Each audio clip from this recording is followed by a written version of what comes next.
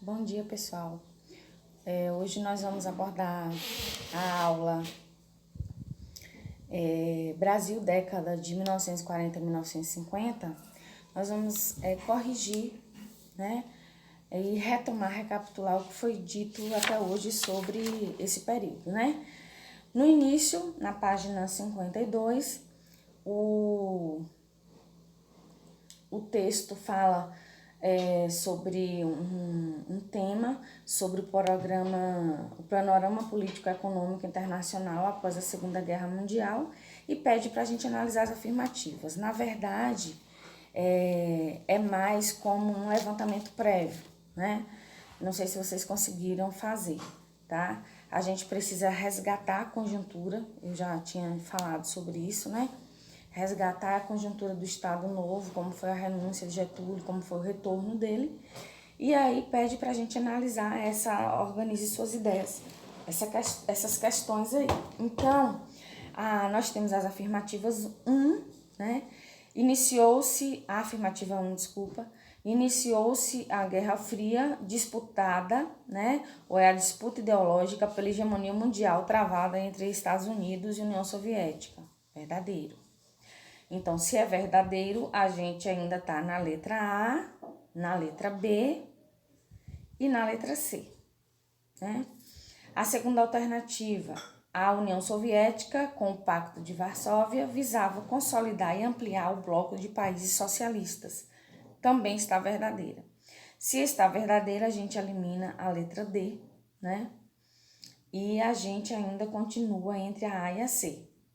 Aí vem a terceira, que é o Plano Marshall, caracterizado pelo auxílio econômico estadunidense aos países destruídos na Segunda Guerra Mundial, foi um dos instrumentos utilizados para evitar que o bloco de países socialistas aumentasse. A gente também já falou um pouco sobre isso, e é verdade. Então, se essa alternativa é verdadeira, a gente marca a letra A, né? Aí depois veio falando sobre o governo de Dutra, que a gente comentou na aula anterior, né? Como foi o governo, o que é que ele enfrentou. O retorno de Getúlio Vargas, né? O enfrentamento dele em alguns problemas, com alguns problemas, a investida dele em indústrias de base, né? Até que chega aquele momento crucial onde Lacerda sofre um atentado e imaginam ser, né, de Getúlio, porque as investigações levaram a crer que foi, né, uma pessoa muito próxima dele, e começa toda a derrocada dele novamente, e eis que ele acaba não aguentando, né, todo essa pressão, e ele acaba optando em tirar a vida dele, né? Então, interpretando documentos, aqui na página 56, nós temos: leia trechos da Carta Testamento, escrita por Getúlio Vargas. Mais uma vez, as forças e os interesses do povo coordenaram-se novamente e se desencadearam sobre mim. Vou ler alguns trechos só. Depois ele tem: sigo o destino que me é imposto. Voltei ao governo nos braços do povo. Quando ele fala voltei ao governo nos braços do povo, foi porque no momento de 1945, retomando o final da Segunda Guerra Mundial, a população ela exige, né, já que a gente está lutando para libertar a Europa de ditadores, nós estamos vivendo uma ditadura. E aí começa todo um conjunto de tentativas de tirá-lo do poder, ele acaba renunciando e montando já as eleições seguintes, na qual, né, ele não tem sucesso com seu indicador, ele indica alguém, mas ele retorna no segundo momento, né, 4 anos depois, realmente no braço do povo. Foi uma escolha, né, popular, onde a maioria decidiu, tá? Aí ele coloca que as aves de rapina querem o sangue de alguém, querem continuar sugando o povo brasileiro. Eu ofereço em holocausto a minha vida. Então, ele coloca claro que em troca do que eles querem, né, ele dará a vida dele, né? Lutei contra a expoliação do Brasil, lutei contra a expoliação do povo. Tenho lutado de peito aberto. O ódio, as infâmias, a calúnia não abateram meu ânimo. Eu vos dei a minha vida, agora vos ofereço a minha morte, né? Então, após a leitura do texto, a gente pede para responder algumas questões, né? não tem dificuldade nenhuma, eu vou estar falando aqui alguma sugestão de resposta, né? O que as forças se referem no seguinte trecho de Getúlio? As forças e interesses contra o povo. Aí a gente percebe que existe um capital estrangeiro aí muito forte querendo adentrar o Brasil, né? Que são os Estados Unidos, e que era contrária à política trabalhista de Vargas. Então, uma das coisas que ele fala também é defender esse capital estrangeiro, né? Enquanto Vargas queria nacionalizar, queria tornar o nosso país independente relacionado ao consumo, os Estados Unidos queriam o contrário, porque queria que a gente consumisse os produtos dele, né? A quem interessavam os interesses desse povo, na letra B, né?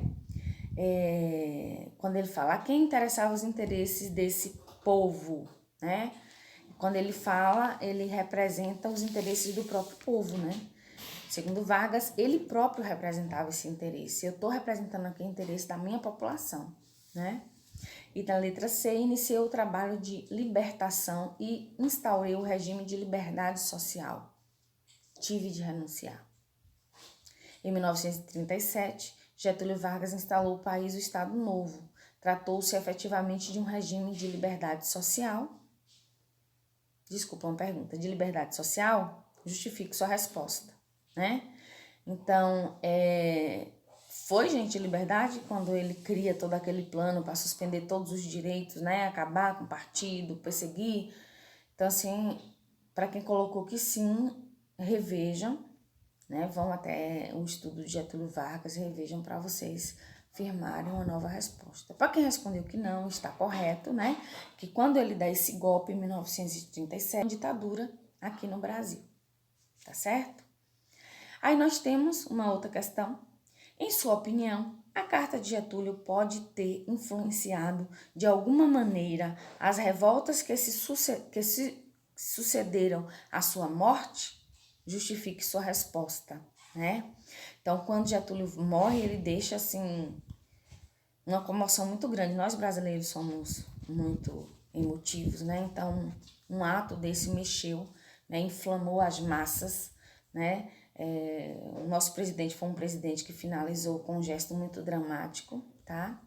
E aí a imprensa caiu matando nessa atitude de Getúlio Vargas e contrária às oposições, né?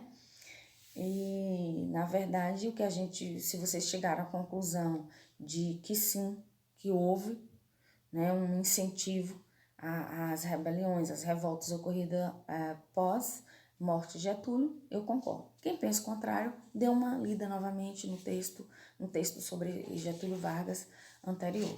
Tá bom, galera?